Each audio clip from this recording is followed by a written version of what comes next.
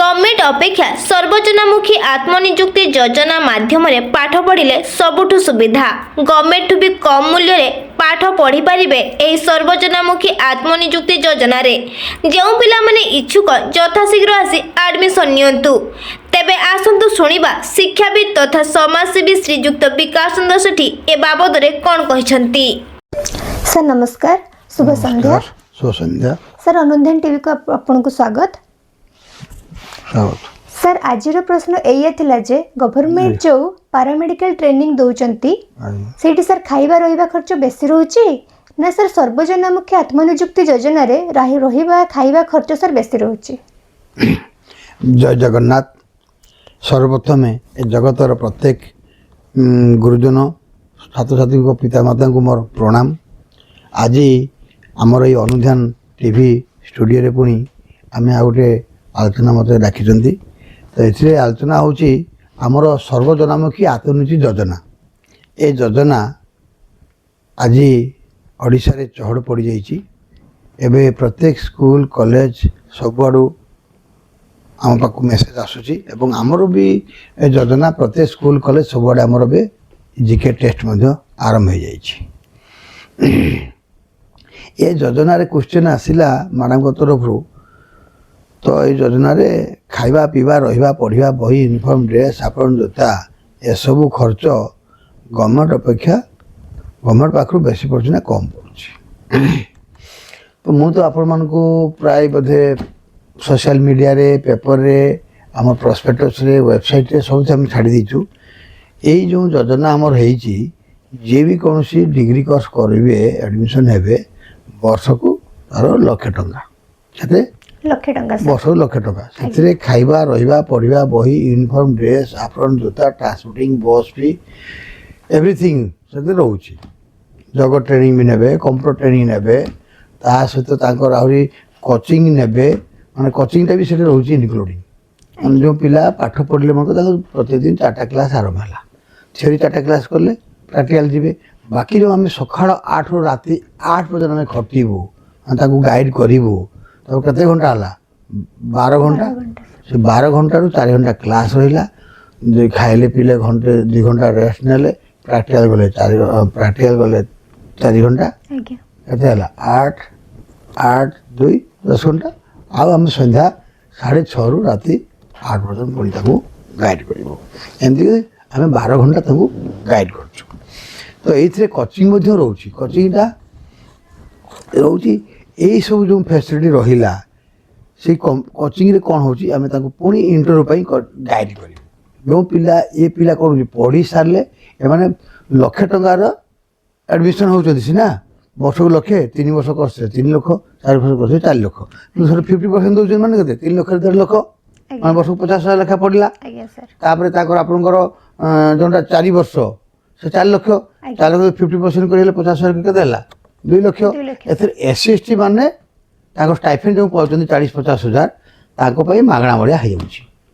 हाथ रू आम जो प्रथम जेहेतु से एंट्री करूँ तेणु वर्ष को आम 10,000 टका लेखा नौ स्टाइफेंड आसापी जेहेतु हो 6 मास वर्षे तो आम स्टाइफेंड आसा पर्यटन अपेक्षा माने करूँ किंतु आम आगु आम जो इनिशियली पिला जो खर्च वर्च हो गवर्नमेंट फी गुड़ा डिपोजिट कर तेणु वर्ष को 10,000 लेखा कहूँ स्टाइफेंड मिसेक आम 50% नौ। तो आपड़ कहतु खाइबा पीवा रहिबा पढ़िबा बही यूनिफॉर्म ड्रेस साबुन जोता 50,000 टंकार हो ना सर। तो तो हो सब फैसिलिटी पाँच पढ़ी सारे चाकरी कले देवे के 3 वर्ष 4 वर्ष पर तो से समयटा अपेक्षा करते आमको पड़ो। तो ये मोर कह कथा आप जो क्वेश्चन करेंगे गवर्नमेंट जो पिला भी सिलेक्शन होती रिसेंट से 25,000 ରୁ 30,000 टका लेखा गवर्नमेंट को पैसा बांधी हूँ कोर्स फीटा कौन कहली कोर्स फी ता बाद से हॉस्टेल एडमिशन खाइबा पीवा रहा मास को मिनिमम 3,000 ରୁ 4,000 टका 4,000 टका जहाँ खाइबे से हिसाब किताब बाहर गवर्नमेंट तो घर देवे ना पिला खाइबा पीवाटा रहा निजर देवे तो 4,000 पड़ जाऊँगी जो 4,000 टका मास को है तो के 12 × 48 48,000 ଟଙ୍କା ଦେଲେ ପୁଣି ଆଡ଼େ ଆଡ଼ମିସନ୍ କେତେ ହେଇଛନ୍ତି ଲକ୍ଷେ ନା ନା ଗଭର୍ଣ୍ଣମେଣ୍ଟରୁ ସେମାନେ ଆଡ଼ମିସନ୍ ହେଇଛି କେତେରେ 25,000 30,000 ଆଜ୍ଞା କାହାକୁ ଦେଇଛନ୍ତି ଗଭର୍ଣ୍ଣମେଣ୍ଟକୁ ଗଭର୍ଣ୍ଣମେଣ୍ଟକୁ ଇଏ 50,000 ଇଏ 30,000 କେତେ ହେଲା 80,000 ପୁଣି ପିଲାମାନଙ୍କ ତାଙ୍କ ଷ୍ଟାଇଲର ୟୁନିଫର୍ମ ଡ୍ରେସ୍ ସାପ୍ରନ୍ ଜୋତା ଏସବୁ ଏଭ୍ରିଥିଙ୍ଗ କିଣିବେ କିଏ କିଣିବ ପିଲା ପିଲା ନିଜେ ଗଭର୍ଣ୍ଣମେଣ୍ଟ ତ ଦେବେନି ଆଜ୍ଞା ହେଲା ତ ଏସବୁ ପୁଣି ପଇସା ବାନ୍ଧିବେ ଏମିତି ହେଲା ବେଳକୁ ତାଙ୍କର ବି ସେ ଗଭର୍ଣ୍ଣମେଣ୍ଟ ବି 1,00,000 ଟଙ୍କା ହେଇଯାଉଛି କିନ୍ତୁ ସାର୍ ଦେଇତେ ପଡ଼ିବ ସାର୍ 50% ଅଫ୍ ନାହିଁ କିନ୍ତୁ ଏଇ ସର୍ବଜନାମୁଖୀ ଆତ୍ମନିଯୋଗ ଯୋଜନାରେ ଆମକୁ 50% ଅଫ୍ ହେବ 50% ପଢ଼ି ସାରିକି ଚାକିରି କଲେ ଦେବେ ପ୍ରାଇଭେଟ୍ ଚାକିରି କଲେ 5,000 ଟଙ୍କା ଦେବେ କ୍ୟାମ୍ପସ୍ରେ ଆଉ ଗଭର୍ଣ୍ଣମେଣ୍ଟ ଚାକିରି କଲେ ଆମେ ତ ଆକ୍ଚୁଆଲି ଚେଷ୍ଟା କରିବୁ କମ୍ପିଟିଟିଭ୍ ଏକ୍ଜାମ୍ ପଢ଼େଇ କରି କେମିତି ତାଙ୍କୁ ଗଭର୍ଣ୍ଣମେଣ୍ଟ ଚାକିରି ହେଉ ତେଣୁ ଗଭର୍ଣ୍ଣମେଣ୍ଟ ଚାକିରି କଲେ ଗଭର୍ଣ୍ଣମେଣ୍ଟ ଚାକିରି କଲେ ସେ 50,000 ଟଙ୍କା ତାହେଲେ 20% ହେଲେ 10,000 ଟଙ୍କା ତାହେଲେ ତାଙ୍କର ଯେଉଁ 1.5 ଲକ୍ଷ ଟଙ୍କା ଥିବ ବାକି ଦେବା ପାଇଁ କି 2 ଲକ୍ଷ ଟଙ୍କା ଥିବ ତାକୁ 10,000 ହରଣ କଲେ ଯେତେଟା ଇନଷ୍ଟଲମେଣ୍ଟାଲ ହେବ ସେ ସେତେଟା ହିଁ ଇନଷ୍ଟଲମେଣ୍ଟାଲ ଦେବେ ଏଥିରେ କୌଣସି ଇଣ୍ଟରେଷ୍ଟ ପଡ଼ିବ ନାହିଁ ଆପଣ ବ୍ୟାଙ୍କ ବାଲା 1,00,000 ଟଙ୍କା ଦେଲେ ପିଲା ପଢ଼ି ସାରିକି ସୁଝିଲା ବେଳକୁ ତାକୁ 2 ଲକ୍ଷ ଟଙ୍କା ସୁଝିବା ପାଇଁ ପଡ଼ୁଛି କେତେ 2 ଲକ୍ଷ 2 ଲକ୍ଷ ଟଙ୍କା ସୁଝିବା ପାଇଁ ପଡ଼ୁଛି କିନ୍ତୁ ଆମ ପାଖରୁ 2 ଲକ୍ଷ ଟଙ୍କାରେ ବାକି ଥିବେ ସେଇ 2 ଲକ୍ଷ ଟଙ୍କା ହିଁ ସୁଝିବେ ଟଙ୍କାଟେ ଅଧିକା ନାହିଁ କ'ଣ କହିଲି ଟଙ୍କାଟେ ବି ଅଧିକା ଦିଆଯିବ ନାହିଁ କାହିଁକି ନା ଏଇଟା ଆମେ ସମାଜ ସେବା କରୁଛୁ ଆମେ ସମାଜର ଯେତେ OBC ଜେନେରାଲ SC ST ଯେତିକି ପିଲା ସବୁ ପାଠ ପଢ଼ିବେ ଗରିବ ଶ୍ରେଣୀ ମଧ୍ୟବିତ୍ତ ଶ୍ରେଣୀ BPL କ୍ୟାଟେଗୋରୀର ସେହି ପିଲାଙ୍କର ପଢ଼େଇବା ଉଦ୍ଦେଶ୍ୟରେ ମୁଁ ସ୍ୱାସ୍ଥ୍ୟ ଶିକ୍ଷାର ଉନ୍ନତି କରିବି ସବୁବେଳେ ମୁଁ କହି ଆସେ ଭାଷଣରେ ଆପଣ ଦେଖୁଥିବେ ମୋର ପ୍ରତ୍ୟେକ ସ୍ପିଚ୍ ଆପଣ 2 ବର୍ଷ 3 ବର୍ଷ 4 ବର୍ଷ 5 ବର୍ଷ ପଛକୁ ପଡ଼ିଯାନ୍ତୁ 2013 ମସିହାରୁ ମୁଁ ଏ ଯୋଜନା କରିଥିଲି ଯେ ମୁଁ ଏ ଯୋଜନା ସର୍ବଜନାମୁଖୀ ଯୋଜନା ମୁଁ 50 ବର୍ଷ ପାଇଁ ପ୍ରୋଜେକ୍ଟ ତିଆରି ଥିଲି 2013 ମସିହାରେ ତ ସେ ଯୋଜନା 2013 ମସିହା ସେତେବେଳେ ମୁଁ ଆମେ 1,00,000 ଟଙ୍କା ଲେଖା ଲୋନ୍ ଦେଉଥିଲୁ ପିଲାଙ୍କୁ କେତେ ଲକ୍ଷେ ସାର୍ 3 ବର୍ଷରେ 1,00,000 ଟଙ୍କା ଦେଉଥିଲୁ ଆଜ୍ଞା ଏବେ ଆମେ ବର୍ଷକୁ 50,000 ଲେଖା ଦେଲୁ ମାନେ କେତେ 1.5 ଲକ୍ଷ ଆଉ BSc ନର୍ସିଂ ମାନଙ୍କୁ 4 ବର୍ଷରେ 2 ଲକ୍ଷ ମାନେ ବେଶୀ ହେଲା ବର୍ଷ ଦେଖ ଏବେ ବେଶୀ ହେଉଛି ଆଜ୍ଞା ତ ଯାହା ବି ହଉ ଏବେ ମୁଁ ଆପଣମାନଙ୍କୁ ସୂଚେଇ ଦେଉଛି ମୋର କାହା ସହିତ କମ୍ପିଟିସନ୍ କରିବାର ନାହିଁ ମୁଁ ଏତିକି ଯେ ଗଭର୍ଣ୍ଣମେଣ୍ଟ ପାଇଁ ଯେଉଁମାନେ ପିଲାମାନେ ବ୍ୟାକୁଳ ହେଉଛନ୍ତି ଗଭର୍ଣ୍ଣମେଣ୍ଟରେ ଆମର ନହେଲେ ଆମେ ଜେନେରାଲ ପଢ଼ିବୁ ଜେନେରାଲ ପାଠ ପଢ଼ିବୁ BA କରିବୁ ନା BSc କରିବୁ କି କମର୍ସ ପଢ଼ିବୁ ଏଇଟା ତାଙ୍କ ମନ ଭିତରେ ଯେଉଁ ରହିଛି ତ ମୁଁ ଚ୍ୟାଲେଞ୍ଜ ଦେଇ କହିବି ଯେ ଆପଣମାନେ ଛୁଆକୁ ଆଉ ଜେନେରାଲ ନ ପଢ଼େଇ ଗୋଟେ ଟେକ୍ନିକାଲ କୋର୍ସ ପଢ଼ାନ୍ତୁ radiology pathology optometric ECG ward technician first aid operation theatre dialysis ଏସବୁ ପ୍ରକାର କୋର୍ସ ଅଛି pharmacy diploma pharmacy degree pharmacy BSc nursing ANM GNM BSc PBBSc MSc ये टेक्निकल कोर्स पढ़ेले कौन हम ना पिला पाखे गोटे सर्टिफिकेट रहा है तो मन को गोटे पिला चाकरी करके जाऊँगी एनी गोटे ग्राजुएट कोर्स कला राडियोलोजी पाथोलोजी कि फार्मासी कि BSc nursing any graduate course कला आपन BSc पढ़ेबे कि BA पढ़ेबे कि कॉमर्स पढ़ेबे साइंस पढ़े जदि तो पिला जदि সেই টেকনিকাল সার্টিফিকেটটা পাইকরি সমান গ্রাজুয়েট হয়ে পারুছি মানে গ্রাজুয়েট তো যদি গ্রাজুয়েট হয়ে পারুছি তাহলে আপন গোটে ভাবন্তু যদি রেলওয়ে বাহারা কি ব্যাঙ্কিং বাহারা কি আপনার OS বাহারা কি IS বাহারা কি IPS বাহারা কি এনি ক্লারিকাল SO ISO কি SI কি পুলিশ চাকরি বাহারা বি গ্রাজুয়েটর তাহলে BSc নর্সিং PBBSc নর্সিং কিংবা আপনার রাডিওলোজি কি পাথোলজি ডিগ্রি কোর্স তাহলে এনি গ্রাজুয়েট ସେମାନେ ବି ସେଇ ଚାକିରି ଆପ୍ଲାଏ ଗୋଟେ ଟେକ୍ନିକାଲ ପିଲା ଏନି ଗ୍ରାଜୁଏଟ୍ ପୋଷ୍ଟ ଗୁଡ଼ାରେ ସେ ଆପ୍ଲାଏ କରିପାରିବ ଆମେ ଯଦି ଗ୍ରାଜୁଏଟ୍ କୋର୍ସ କରିଥିବ ତାହେଲେ ଆପଣଙ୍କର କେଉଁଟା ଲାଭ ସେ BSc ପଢ଼ିଲେ ଲାଭ ନା BA ପଢ଼ିଲେ ଲାଭ ନା BCom ପଢ଼ିଲେ ଲାଭ ନା ଏନି ଗ୍ରାଜୁଏଟ୍ରେ ସେ ଆମର ଟେକ୍ନିକାଲ କୋର୍ସ କରି ସାରିଲା ପରେ ଯଦି ଆପଣଙ୍କର ସେଇଥିରେ ସେ ଆପ୍ଲାଏ କରି ଚାକିରି ପାଇଁ ଇଣ୍ଟରଭ୍ୟୁ ଦେଲା ତାହେଲେ ଆଉ ଗୋଟେ ପ୍ଲସ୍ ପଏଣ୍ଟ ଶୁଣନ୍ତୁ ନା ଯଦି ସେ ଏଠି ଟେକ୍ନିକାଲ କୋର୍ସ ପଢ଼ୁଛି ମେଡ଼ିକାଲ ପାରାମେଡ଼ିକାଲରେ ଯଦି ପୋଷ୍ଟ ବାହାରୁଛି ବ୍ୟାଙ୍କିଂ कि रेलवे कि OS IS IPS ताले सेथरे गोटे थाए कौन ना तुम्हें कौन पाठ पढ़ीच से थाए ऑप्शन तुम्हें कौन पढ़ीच टेक्निकल पढ़ीच से टेक्निकल लेखा हम हेले सही अनुसार क्वेश्चन सेठू आसीबो तेणु पिला को पास करा पे जॉब चाकरी करा पे ए टेक्निकल पाठ सब जाबे सहज ताले पिला जो गवर्नमेंट पाई गोटे बिजी रोचंदी आमे गवर्नमेंट रे नहले पढिबु नाही गवर्नमेंट रे नहले आमे पाठ पढ अरे गवर्नमेंट रे एबे स्टाफ शॉर्ट अछंती सब क्षेत्र स्टाफ शॉर्ट अछंती किंतु आम पाखरे स्टाफ अवेलेबल अछंती आज्ञा आमर बा कोई सकाळ 8टा राति 8टा पर्यंत 9टा पर्यंत खटुचु आज्ञा तो आम पाखर पिला देखंतु आम कॉलेज रो विकास कॉलेज हो बिजू पट्टनायक हो बिलियाट हो पिला सबू मेडिकल कॉलेज चाकरी पाइचंती आपण प्रत्येक डिस्ट्रिक्ट हेडक्वार्टर चाकरी पाइचंती प्रत्येक हॉस्पिटल चाकरी पाइचंती माने आपण भाबंतु आम कॉलेज पिला चाकरी पाइचंती गवर्नमेंट पिला चाकरी केता पाइचंती तो एबे कोई बुझबचन ना आज्ञा सर। तेणु मो कह कथा तेणु गवर्नमेंट प्राइवेट किछि नाही कॉलेज देखंतु बुली के देखंतु कोठो पिला बेसी चाकरी पाइचंती कौन कॉलेज बेसी पिला चाकरी पाइचंती आपण जदि मोर लिस्ट बाहर करिवि मोर 70% रु एबव पिला माने हमर 70% रु एबव पिला चाकरी पाइचंती गवर्नमेंट ऑफ ओडिशा आ सेंट्रल गवर्नमेंट रे एई और ट्रिपल एस रे तो बहुत पिला चाकरी पाइचंती माने कोन धरणर मतार पाठ पढ़ा होछि बाबत आपण आमर देखुथि वीडियो गुड़ारे आम लैबोरेटरी केते सुंदर सजा है आम लैबोरेटरी विभिन्न प्रकार इंस्ट्रूमेंट सब अधिका डबल डबल रखा किए डमी गोटे भड़ा आणुवे कॉलेज में नुआ नुआ कॉलेज करुँचे से डमी गोटे भड़ा आणुंट किए मॉडल गुड़ा भड़ा आणुंट मैं भड़ा आणिक इनिशिएशन सह कर इनिशिएशन सरला तो से इंस्ट्रूमेंट गुड़ा सब इकने जाऊँ तो ये गवर्नमेंट दृष्टिगोचर भी करा दरकार से मु कहली मोर कौन सी जिनस भड़ा आसबनी गोटे आम कैमेराटा भी भड़ा आसबनी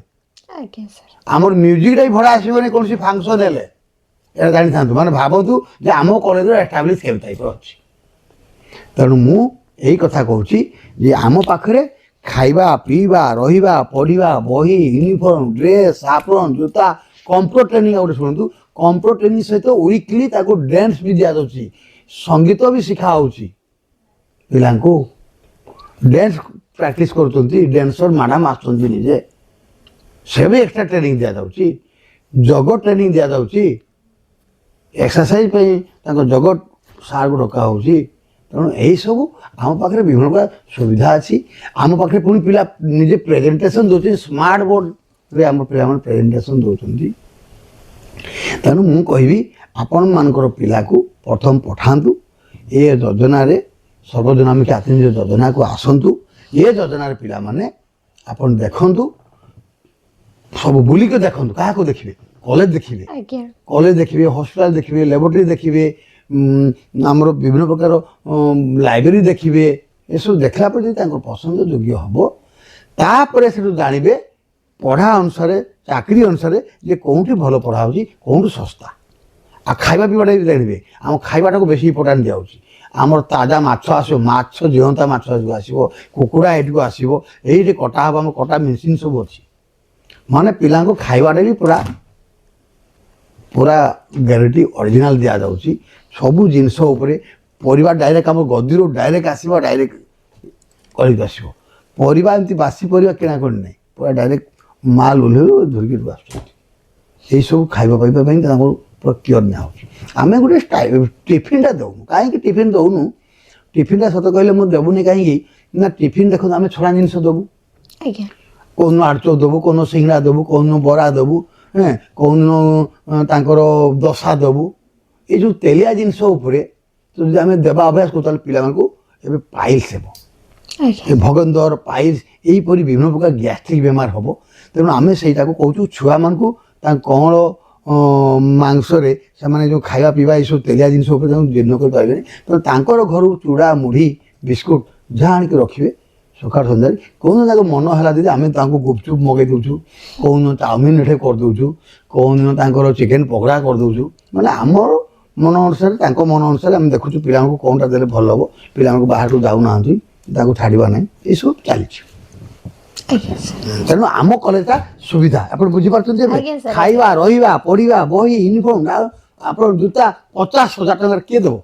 से एडमिशन फी भी रोची मैडम मैंने चाकरी केबे करिवे आ देबे तो ए जिनिस मुखी आत्मनियुक्ति योजना रे पढ़ापढ़ी सर किपरि दिया जाउची सर फैसिलिटी सर केमती कोन दिया जाउची से विषय टिके कहंतु सर सर्वजनामुखी आत्मनिर्भर योजना आपको केबे मु कहिली जे हमर पढ़ियाटा सकाळ 8 टारू राति 8टा पर्यंत आम ଗାଇଡ଼ କରୁଛୁ। 9ଟା ପର୍ଯ୍ୟନ୍ତ ହେଉଥିଲା ଏ ପିଲାମାନେ ଫୋନ୍ ଫାନ୍ ନେଉଛନ୍ତି ତେଣୁ ତାକୁ 8ଟା ପର୍ଯ୍ୟନ୍ତ ଗଲାପରେ ଫୋନ୍ ସେମାନେ 8ଟାରୁ 9ଟା ତାଙ୍କ ଘର ଲୋକ ସହିତ କଥା ହେଉଛନ୍ତି। ତ ଆମର ସକାଳ ପୁଣି 4ଟାରେ ଉଠିବେ ସେମାନେ ଯିଏ ପାଠ ପଢ଼ିବା କଥା 4ଟାରୁ ତାଙ୍କୁ ପାଠ ପଢ଼ିବେ ପୁଣି ପ୍ରେୟାର ହେବ ପୁଣି ସକାଳ 7ଟାରୁ 8ଟା ଭିତରେ ତାଙ୍କୁ ଟିଫିନ୍ ଖାଇବେ। 8ଟା ବେଳକୁ ତାଙ୍କର ଆରମ୍ଭ ହେଉଛି ଥିଓରି ତାର ପ୍ରାକ୍ଟିକାଲ ଏସବୁ ରହୁଛି। ତ ଏଇ ସିରେ ସବୁ ଆମର ଏକ୍ସଲେଣ୍ଟ ଟିଚର ସବୁ ମ୍ୟାଡ଼ାମ୍ ସବୁ ଡକ୍ଟର ସବୁ ଆସୁଛନ୍ତି। ଏମାନଙ୍କୁ ପ୍ରଥମ ଥିଓରି ଦିଆହେଉଛି। ମନେକର ଆମର ପ୍ରତିଦିନ 4ଟା କ୍ଲାସ୍ କମନ୍ ରଖାହେଉଛି 4ଟାରୁ 6ଟା କାହାର 2ଟା ବି ରହୁଛି ହେଲା। ତ ଏମାନଙ୍କୁ କମନ୍ କ୍ଲାସ୍ ରହିଲା ପରେ କ'ଣ ହେଉଛି ତାଙ୍କୁ ଲର୍ନ କରିବା ପାଇଁ ଦିଆଯାଉଛି।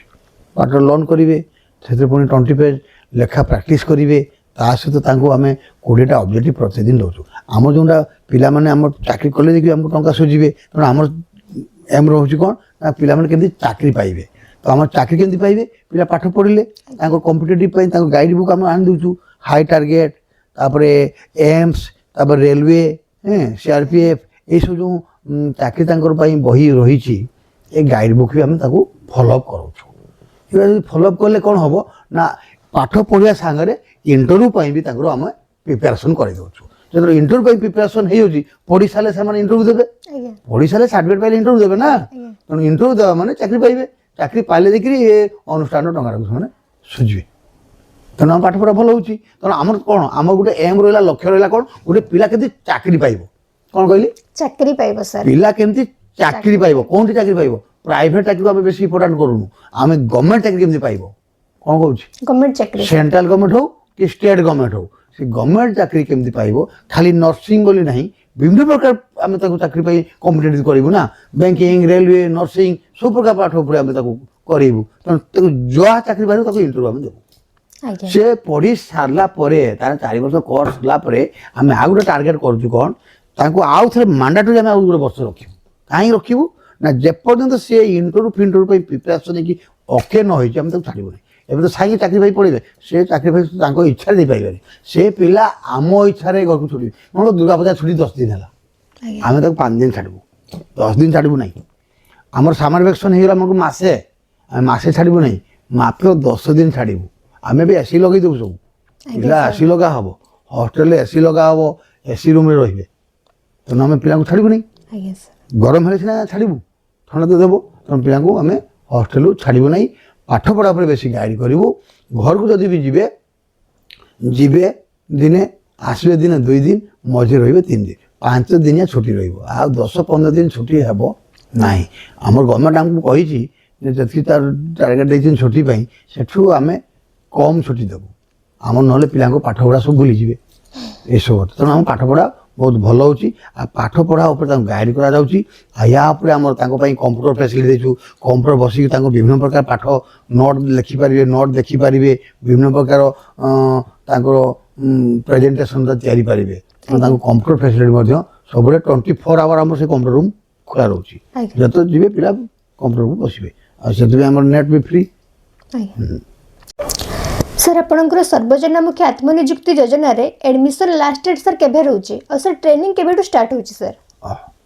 ତ ଆମର ଆକ୍ଚୁଆଲି ଗଭର୍ଣ୍ଣମେଣ୍ଟର ନିୟମ ଅନୁସାରେ ଆମେ ଡିସେମ୍ବର 30 ପର୍ଯ୍ୟନ୍ତ ରଖିଛୁ। ସେ କିନ୍ତୁ 30 ପର୍ଯ୍ୟନ୍ତ ଆଡ଼ମିସନ୍ ଡେଟ୍ ରହିଛି କିନ୍ତୁ ଆମେ ଆମର 20 ତାରିଖ ପର୍ଯ୍ୟନ୍ତ ଆମେ ଆଡ଼ମିସନ୍ ଲାଷ୍ଟ ଡେଟ୍ ରଖୁଛୁ। ଆଉ 22 ତାରିଖରୁ ଆମେ କ୍ଲାସ୍ ଆରମ୍ଭ କରିବୁ ବୋଲି ଯୋଜନା ହେଉଛି। ଆଉ ତ ଆମର ଆଉ ଟିକେ ଆଗରୁ ଆମର ଆରମ୍ଭ ହେଇଥିଲା ତ ଗଭର୍ଣ୍ଣମେଣ୍ଟ ପୁଣି ଗୋଟେ ଆଡ଼ମିସନ୍ ଡେଟ୍ ଘୁଞ୍ଚେଇ ଦେଲେ ବେଳକୁ କିଛି ପିଲା ତ ଆଡ଼ମିସନ୍ ହେଉଥିବେ ଆଉ ପୁଣି କ୍ଲାସ୍ କରୁଥିବେ ଯାଉଥିବେ ଏସବୁ ହେବନି। ତେଣୁ ମୁଁ କ'ଣ କଲି ନା ସବୁ ପିଲାଙ୍କ ପାଇଁ ଗୋଟିଏ ଡେଟ୍ ରଖିଦେଲୁ ଏବେ କ୍ଲାସ୍ କରିବା ପାଇଁ। ଆଉ ସେମାନେ ପ୍ରାକ୍ଟିକାଲ୍ ଟ୍ରେନିଂ ଆଉ ଥିଓରି ଟ୍ରେନିଂ ସବୁ ଏକାଥରେ ଆରମ୍ଭ ହେବ। ଆଉ ତାଙ୍କର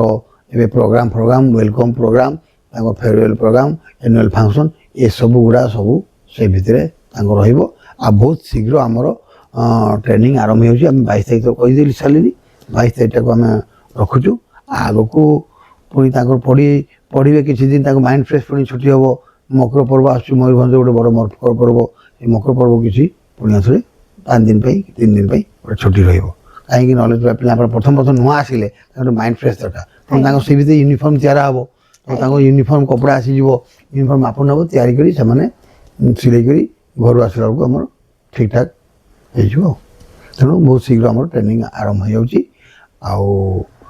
ଏହା ଆରମ୍ଭ ହେଲେ ଆମକୁ ବି ଖୁସି ଲାଗିବ ନୂଆ ନୂଆ ପିଲା ଗୁଡ଼ା ଆସିବେ ତାଙ୍କ ପାଇଁ ବହୁତ କେୟାର ନେଇଥାନ୍ତି ଆଜ୍ଞା ସାର୍ ନୂଆ ପିଲାମାନଙ୍କୁ ତାଙ୍କୁ ବର୍ଷେ ପର୍ଯ୍ୟନ୍ତ ତାଙ୍କୁ ପ୍ରଥମ ତାଙ୍କୁ ଠାଣି ବାଣି ସବୁ ବିଭିନ୍ନ ପ୍ରକାର ତାଙ୍କୁ ଯତ୍ନ ନିଆଯାଉଛି ତାପରେ ସେମାନେ ନିଜେ ନିଜେ ସବୁ ଜାଣିପାରୁଛନ୍ତି ଯେ କେଉଁଠି କ'ଣ କେମିତି ପଢ଼ିଲେ କ'ଣ ହେବ ସବୁ ପ୍ରକାର ଆଇଡ଼ିଆ ତାକୁ ଟ୍ରେନିଂ ଦିଆଯାଉଛି ଆଉ ବେଶୀ କିଛି କହିବିନି ଏତିକି କହିବି ଯେଉଁ ପିଲାମାନଙ୍କର ଇଚ୍ଛା ପ୍ରକାର ରହୁଛି ଆମର ଏଇ ସର୍ବଜନାମୁଖୀ ଆତ୍ମନିଯୁକ୍ତି ଯୋଜନାରେ ଚାହୁଁଛନ୍ତି କି କେଉଁ ଗାର୍ଡ଼ିଆନ୍ ମାନେ ଯଦି ଆପଣ ଚାହୁଁଛନ୍ତି ତାହେଲେ ଏ ଯୋଜନାକୁ ଆପଣମାନେ ଆସନ୍ତୁ ପ୍ରଥମ ଅନୁଷ୍ଠାନ ବୁଲନ୍ତୁ ଆପଣମାନେ ଦେଖନ୍ତୁ ପସନ୍ଦ ଯଦି କରିବେ ଆଡ଼ମିସନ୍ ହୁଅନ୍ତୁ ଏଇଥିରେ ପଇସା ମାଣ୍ଡାଟୋରୀ ନେଇ ଆପଣ ପ୍ରଥମ ଡକୁମେଣ୍ଟ ଦେଇକରି ଫ୍ରିରେ ଆଡ଼ମିସନ୍ ହୁଅନ୍ତୁ ଆପଣଙ୍କୁ ଭଲ ଲାଗିଲେ 15 ଦିନ ମାସେ ଭଲ ଲାଗିଲା ପରେ ଆପଣ ଗଭର୍ଣ୍ଣମେଣ୍ଟ ଫିଟାକୁ ଯେଉଁଟା ଆମର ବାନ୍ଧିବାର ଅଛି ବର୍ଷକୁ 10,000 ଆଉଛି ସେଇଟା ଆପଣ ଦେବେ ତାପରେ ଆପଣ ଆସ୍ତେ ଆସ୍ତେ ଆଉ ଜେନେରାଲ୍ OBC ମାନଙ୍କର SC BC ମାନଙ୍କର ତାଙ୍କର ସେମିତି ହଷ୍ଟେଲ ଜଏନିଂ ଆପଣ ଆସିକି ରୁହନ୍ତୁ ରହିଲା ପରେ ଆପଣ ହଷ୍ଟେଲ ଜଏନିଂର ଫି ଯାହା ଅଛି ଆମର କୁହାହେଉଛି 50% ଆପଣ 50% ଦେବେ ଆଉ 50% ପଇସା କି ଚାକିରି କଲେ ଦେବେ ଏଇଥିରେ କୌଣସି ଅତିଥି ରହିବନି ଆମର ଏଇସବୁ ବିଷୟରେ ମାନେ ଗୋଟେ ଲେଖାପଢ଼ି ହେଇଯିବ ଆପଣଙ୍କର ପଢ଼ି ସାରିକି ଚାକିରି କଲେ ଦେବେ ତେଣୁ ସେଇ ଭିତରେ କୌଣସି ଷ୍ଟାଫ୍ ଆପଣମାନଙ୍କୁ ମାଗିବେ ନାହିଁ କି ଆମର କୌଣସି ସେଇଟା ମାଣ୍ଡାଟୋରୀ ବି ନାହିଁ ତେଣୁ ଆପଣମାନଙ୍କୁ ଆମେ ସହଯୋଗ କରିବୁ ଆପଣମାନଙ୍କ ଛୁଆ ଆପଣମାନଙ୍କର ସନ୍ତାନମାନଙ୍କୁ ଆମେ ଯତ୍ନ ନେବୁ ପାଠ ପଢ଼ିବା ପାଇଁ ସୁଯୋଗ ଦେବୁ ଆଉ ପାଠ ପଢ଼ି ଚାକିରି କରିବା ପର୍ଯ୍ୟନ୍ତ ଆମେ ଚେଷ୍ଟା କରିବୁ ଏହାପରେ ମ୍ୟାଡ଼ାମ୍ ଆଉ ଗୋଟେ ରଖିଲି ବାକି ଏହାପରେ 1 କ୍ଲାସ୍ର ଏକାଥରେ ଆରମ୍ଭ ହେବ ଏ ଯୋଜନା ଷ୍ଟାଣ୍ଡାର୍ଡ 1 CBSE ICIC ଷ୍ଟାଣ୍ଡାର୍ଡ 1ରୁ ପିଲା ଏଇ ଯୋଜନାରେ ଜଏନ୍ କରିବେ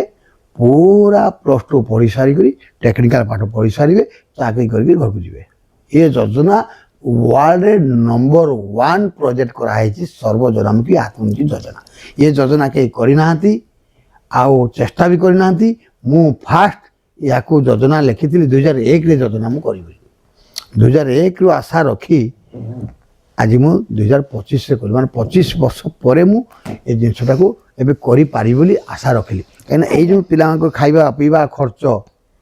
ତ ମୋ ପାଖରେ ଫାଇନାନ୍ସିଆଲ ନଥିଲେ ମୁଁ କେମିତି କରିପାରିବି ତାକୁ